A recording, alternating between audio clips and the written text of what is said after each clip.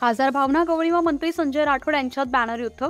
यवतमाळ वाशिम लोकसभा मतदारसंघ भाजपला द्या विजय निश्चित। शिवसेनेत उभी फूट पाडून सत्तेत सहभागी झालेल्या शिंदे गटातील गटबाजी उघड झाली असून यवतमाळ वाशिम लोकसभा मतदारसंघामध्ये उमेदवारीवरून मंत्री संजय राठोड व 5 वेळेस खासदार झालेल्या भावना गवळी यांच्यातील शीतयुद्ध पेटलेलं दिसून येते। त्यामुळे दोघांच्या भानगडीमध्ये लोकसभा हातातून जाईल। त्यामुळे ही जागा भारतीय जनता पार्टीला सोडल्यास नेते माजी मंत्री तथा आमदार मदन येरावार हे निवडून येऊन लोकसभेची जागा जिंकेल असं मत जनभावनेतून दिसून येते। कारण शिवसेनेच्या भावनाताई गवळी यांनी 25 वर्षांमध्ये 5 वेळेस लोकसभेत निवडून येऊनही पाहिजे तसा विकास केला नसल्यानं त्यांच्यावर संपूर्ण यवतमाळ वाशिम लोकसभा मतदारसंघातील जनता नाराज असल्याचं दिसून येत आहे।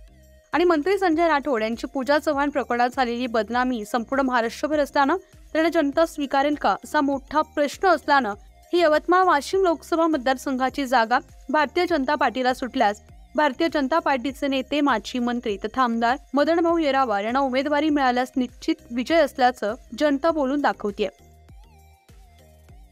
यवतमाळ वाशिम लोकसभा मतदारसंघामध्ये शिवसेनेची असलेली धुसफूस पाहता तसेच माननीय खासदार भावनाताई गवळी यांनी 25 वर्षामध्ये जो विकास करायचा तेवढ्या प्रमाणात विकास न केल्यामुळे तसेच मंत्री महोदय संजय राठोड यांची पूजा चव्हाण प्रकरणात झालेली बदनामी पाहता येथील सीट भाजपाला सोडण्यात यावी असे जनतेचे म्हणणे आहे।